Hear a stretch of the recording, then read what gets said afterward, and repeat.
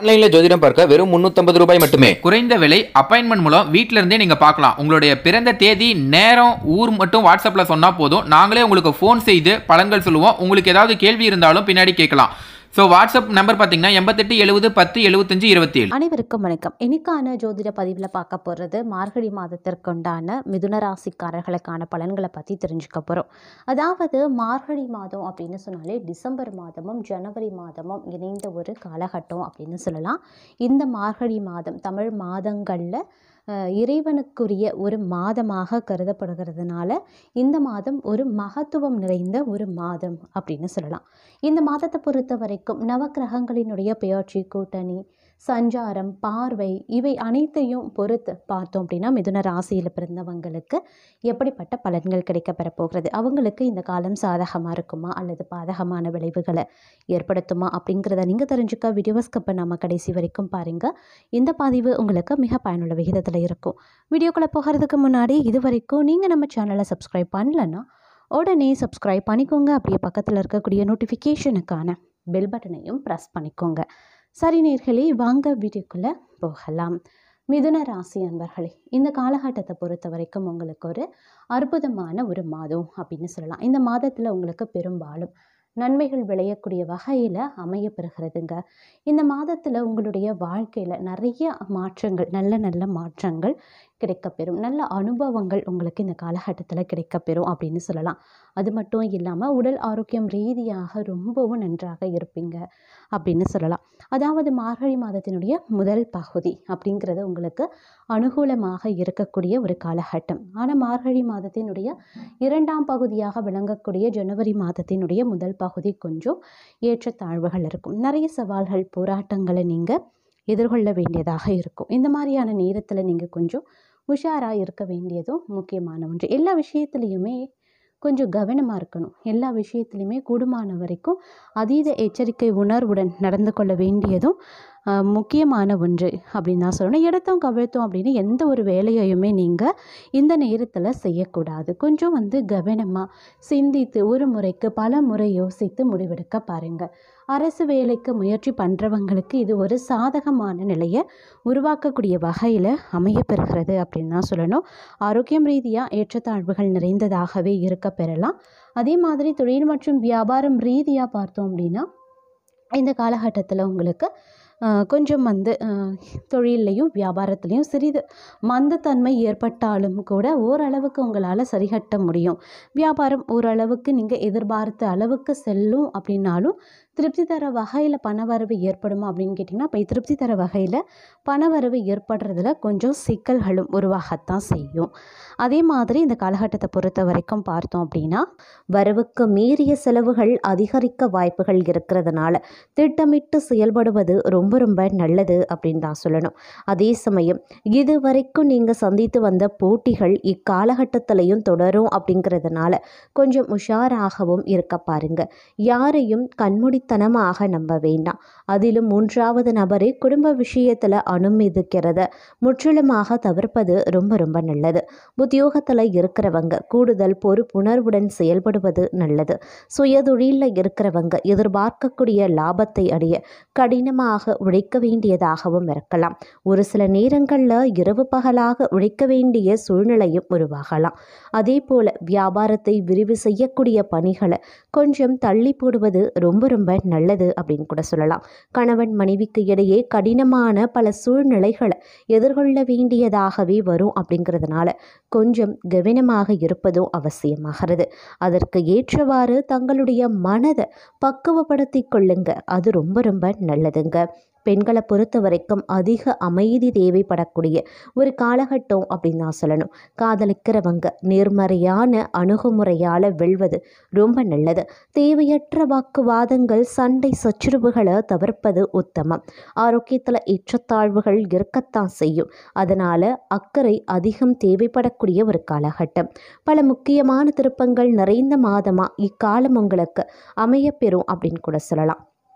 அதே சமயம் என்னதான் மற்றொரு புறம் பார்த்தோம் அப்படின்னா நிம்மதியான ஒரு காலத்தை எதிர்நோக்கி பயணிக்க வேண்டிய சூழ்நிலை கூட ஒரு சிலருக்கு உருவாகலாம். இருப்பினும் நிம்மதி என்பது கிடைக்கிறது கொஞ்சம் சிரமமான விஷயம்தான். இருப்பினும் நீங்கள் உங்களுடைய மனதை தியானம் அல்லது இறையருள் சார்ந்த விஷயங்களில் ஈடுபடுத்தும் பொழுது ஓரளவிற்கு மனம் சாந்தமடையவும் அமைதி அடையவும் வாய்ப்புகள் இருக்குது. தேவையில்லாத கோபத்தை கட்டுப்படுத்த பாருங்க. அதே மாதிரி பொருளாதார ரீதியாக கொஞ்சம் உஷாராகவும் இருக்க வேண்டியது அவசியமாகிறது. கணவன் மனைவிக்கிடையே சிறு சிறு சண்டை சச்சரவுகள் ஏற்பட்டாலும் அவை சமாதானம் அடைந்து சந்தோஷமாக வாழ்வதற்கான வாய்ப்பும் இருக்கப்பெறுகிறது. குழந்தை பாக்கியம் இல்லாதவர்களுக்கு குழந்ை பாக்கியம் கிடைக்கவும் வாய்ப்புகள் இருக்கிறது அப்படின்னு சொல்லலாம். அதே மாதிரி வேலை சுமை பணியிடத்தில் உத்தியோகத்தில் சற்று கூடுதலாகவே இருக்கப்பெறுங்க. உழைப்பிற்கு ஏற்ற உயர்வு கிடைக்கக்கூடிய ஒரு காலகட்டம். விரும்பிய சலுகைகளை பெற விருப்பப்பட்டு நீங்கள் உழைக்க வேண்டிய சூழ்நிலை ஏற்படலாம். தொழிலை பொறுத்த வரைக்கும் எதிர்பார்த்த லாபம் கிடைக்க கடின உழைப்பு விடாமுயற்சியுடன் சிந்தித்து செயல்பட வேண்டியதும் அதிகமாக உழைக்க வேண்டியதும் முக்கியமான ஒன்று. இந்த நேரத்தில் பார்த்தோம் அப்படின்னா நீங்கள் எந்த அளவுக்கு உழைக்கிறீர்களோ எந்த அளவுக்கு விடாமுயற்சியுடன் ஒரு செயலை செய்து கொண்டிருக்கிறீர்களோ அதற்கு நிகரான பலன்கள் தான் உங்களுக்கு கிடைக்கப்பெறும் அப்படின்னு சொல்லலாம். அதிலும் உத்தியோகம் ரீதியாகவும் சரி உங்களுடைய சொந்த தொழில் வியாபாரமாகட்டும் இரண்டிலையும் சரி உங்களுக்கு ஒரே பலன் தான் கிடைக்கப்பெறும். அதனால் கொஞ்சம் விடாமுயற்சியுடன் திட்டமிட்டு கடினமான உழைப்பை வெளிப்படுத்த பாருங்கள். அப்போ தான் நீங்கள் எதிர்பார்த்த பலன்கள் உங்களுக்கு கிடைக்க வாய்ப்புகள் கூடுதலாகவே இருக்கப்படுகிறது. அதே மாதிரி மன தைரியத்துடன் செயலாற்ற வேண்டியது அவசியமான ஒன்று அப்படின்னு நான் சொல்லணும். அதே போல் ஒருபுறம் பார்த்தோம் அப்படின்னா பொருளாதாரத்தில் எதிர்பார்த்த அளவுக்கு பணவரவு ஒரு சிலருக்கு ஏற்பட்டாலும் அதைவிட அதிகமாகவே செலவுகள் ஏற்படக்கூடிய சூழ்நிலை உண்டாகும். அப்படிங்கிறதுனால செலவுகள் விஷயத்தில் கட்டுப்பாடு அப்படிங்கிறது ரொம்ப ரொம்ப முக்கியமான ஒன்று. கணவன் மனைவிக்கு இடையே சிறு சிறு கருத்து வேறுபாடுகள் ஏற்படத்தான் செய்யும். உடல் நலத்தில் சிறு சிறு பிரச்சனைகள் ஏற்பட்டு மருத்துவ செலவுகளும் உண்டாவதற்கான வாய்ப்பும் இருக்கிறது. அப்படிங்கிறதுனால கொஞ்சம் ஆரோக்கிய விஷயத்திலையும் கவனமாக இருக்க பாருங்க. எந்த செயலை செய்வதாக இருந்தாலும் தீர ஆலோசித்து செய்ய வேண்டியது நன்மையை தரும் அப்படின்னு கூட சொல்லலாம்.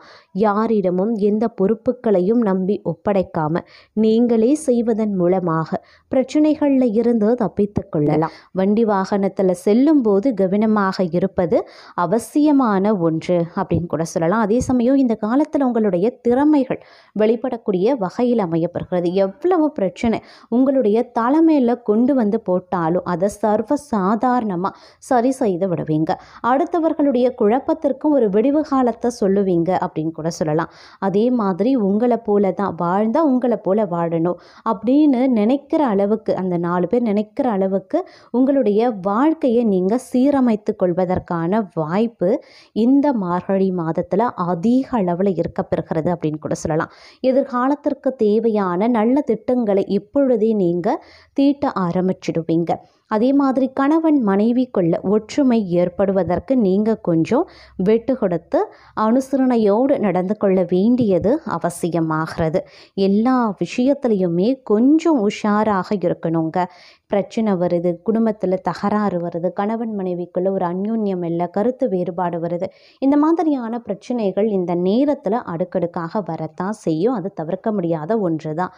இருந்தாலும் நீங்கள் உங்களை சமாதானப்படுத்தி உங்களுடைய சாணக்கியத்தனமோ புத்திசாலித்தனமோ ஒரு எளிமையான அணுகுமுறை, அதாவது நிதானத்தோடு இருக்கக்கூடிய பொறுமையோடு கலந்திருக்கக்கூடிய ஒரு அணுகுமுறை இருக்குது இல்லைங்களா, அதுதாங்க உங்கள் பிரச்சனையை எளிதாக்கும். அதுதான் வரக்கூடிய பிரச்சனையை கூட சிறிதாக்கி அதை அப்படியே முடிச்சிடும். அதை பெரிதாக்காமல் விளைவுகளை பெருசாக்காமல் உங்களுக்கு டென்ஷன் வராமல் கோபத்தை ஏற்படுத்தாமல் இதெல்லாம் இல்லாமல் நிதானமாக பொறுமையாக எளிதாக எவ்வளோ பெரிய பிரச்சனையாக இருந்தாலும் சுமூகமாக முடிச்சிடுவீங்க. அதே மாதிரி கசப்பான அனுபவங்களும் சம்பவங்களும் இந்த நேரத்தில் சில பல பேருக்கு நடக்கிறது அப்படிங்கிறது உறுதியான விஷயம். அப்படிங்கிறதுனால கொஞ்சம் உஷாராகவும் இருக்க பாருங்கள். அது எதில் வேணாலும் நடக்கலாம். குறிப்பாக 2 விஷயங்களில் அதீத கவனமாக இருங்க. உங்களுடைய பணியிடச் சூழல், வியாபாரம் தொழிலில் எந்தவித அசம்பாவிதமும் நடக்காது.